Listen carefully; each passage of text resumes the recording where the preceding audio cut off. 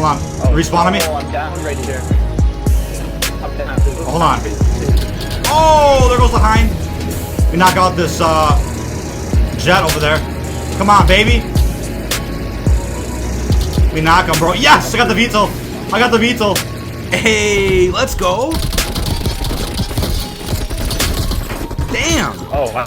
I don't think we should play another game. I don't think that was way too good.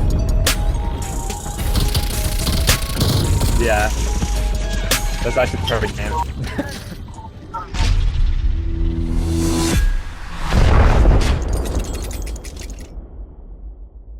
What's going on, everybody? This is dkdynamite, and if you've been sleeping on Fireteam Dirty Bomb, please grab a friend that is good at Call of Duty and try out Dirty Bomb Duos. I've had a ton of fun playing this new mode, and I'll be talking more about the mode later on in this video, but we actually got some updates earlier today from Treyarch regarding the mid-season update of Black Ops Cold War, as well as 115 Day, National Zombies Day. Definitely stay tuned. But before we jump into that, be sure to hit that subscribe button down below, and also be sure to use code DYNAMITE if you want to save 10% on any Control Freak orders.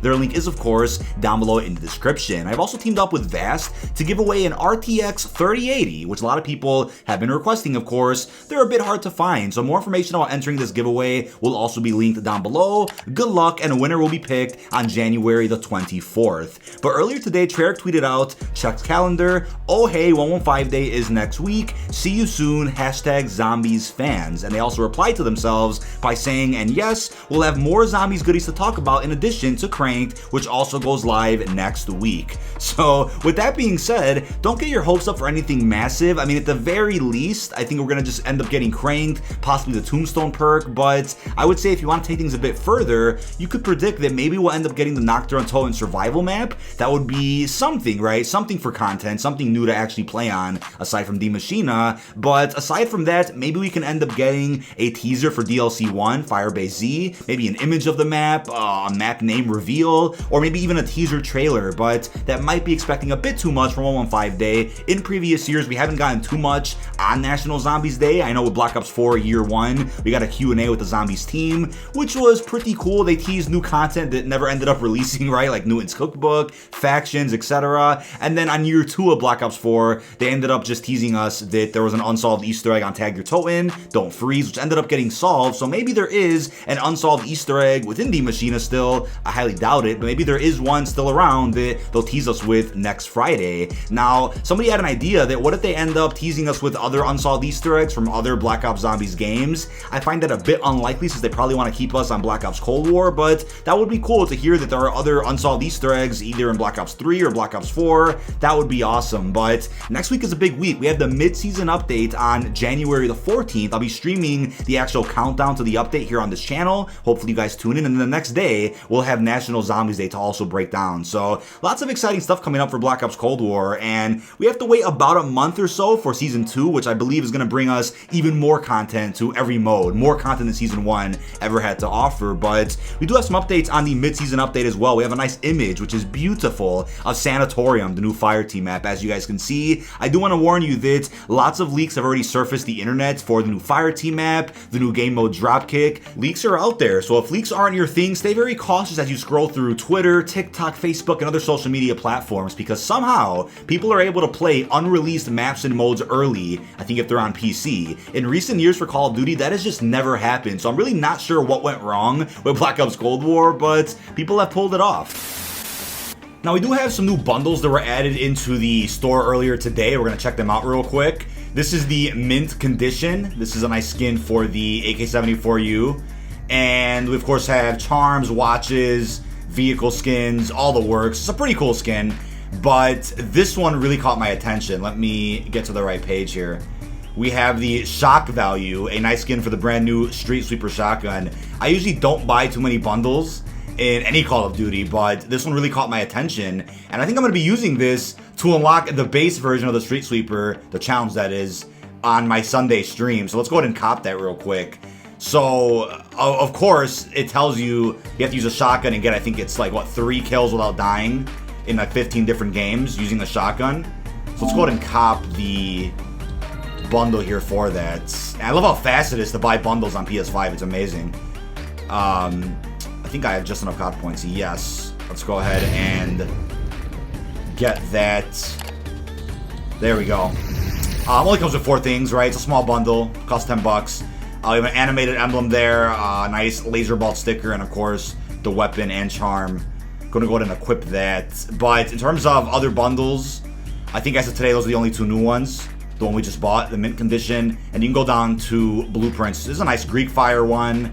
That's awesome for the bullfrog. Might end up getting that at some point. That's amazing. We have enough, or we're 200 off for that.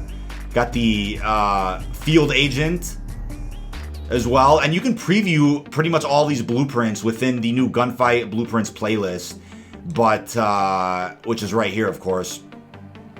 And let's go ahead and get a class for the street sweeper, of course.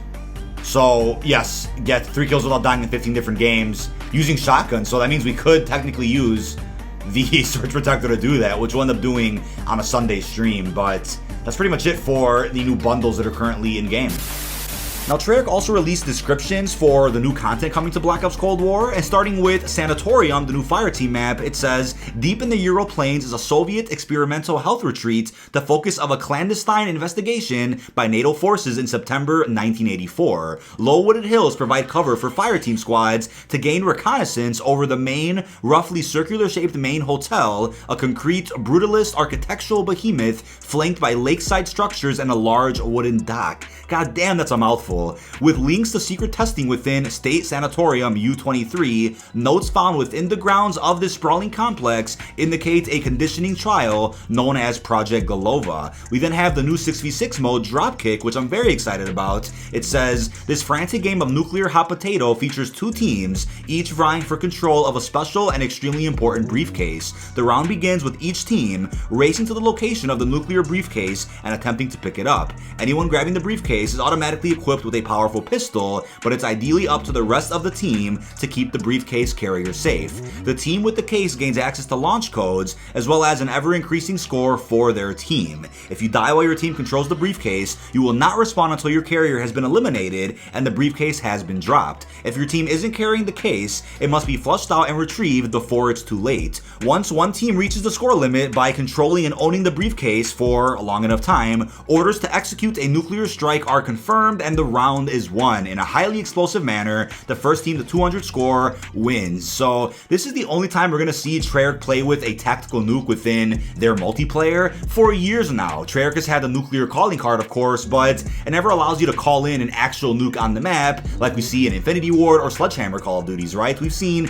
25 and 30 kill streaks in Infinity War and Sledgehammer games, you know, calling the nukes, MOABs, DNA bombs, chem strikes. We've seen it all, but Treyarch has never had a nuke of that sort in their multiplayer. But for the first time, we get to see that with this game mode, which I'm really excited about. Now, when it comes to Cranked for Zombies, they said a limited time mode, both literally and figuratively. Keep one eye on the countdown timer and the other on your zombie killing. Spend too long without an undead takedown and you'll explode. There's no time to lose as your survival depends on frantic, terror-filled takedowns where the only respite is the Cranked power-up, granting a brief breather before the carnage continues. So I don't know about you guys, but it doesn't sit well with me that Crank's gonna be an LTM. Jingle Hells made perfect sense as an LTM, right? It was a holiday-themed mode, which wouldn't make much sense to play months from now, but why get rid of Cranked? So unless they have plans every season to keep incorporating new game modes to zombies, they should probably keep Cranked into the mode if it's gonna be replayable. And they want to get rid of public playlists for Cranked,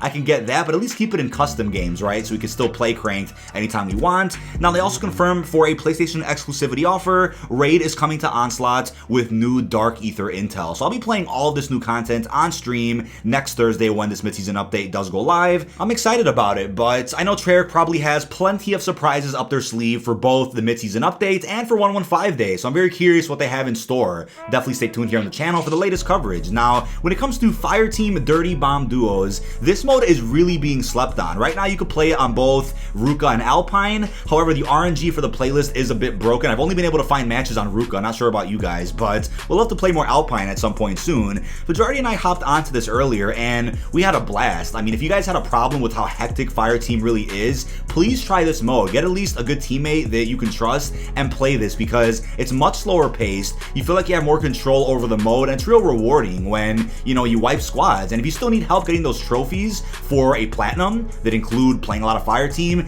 definitely play this mode. It's so much easier to get either vehicle kills or squad wipe medals. It's really that simple. And obviously on Dirty Bomb Duos, you're able to detonate bombs a lot faster because it's only 2 of you, right? In quads, you have to have, you know, at least 3 people next to you for it to detonate fairly quickly, but on duos, it's almost instant, which is awesome. Now, with that being said, I would love to see how trios plays out within Dirty Bomb as well. And I know you guys are probably wondering, what's going on with Fireteam though? Didn't Treyarch confirm other modes for Fireteam? And yes, they did. Before the launch of the game, they confirmed that Fireteam itself would get other modes besides Dirty Bomb. And I'm sure we'll end up seeing that with the start of Season 2, right? As we have a new Fireteam map, Sanatorium, they'll start introducing different modes aside from Dirty Bomb, which should be a ton of fun. And if anything, I think Plunder would even play really well on some of these Fireteam maps. And it'll be very interesting to see how these Fireteam maps are going to look on the Warzone engine, because as you guys know, the new Warzone map that's themed around Black Ops Cold War that's releasing in about a month or 2 is going to feature all of the Fireteam maps combined. So we'll be able to see a different take on those maps with the Modern Warfare visuals. Let's see how that works out. But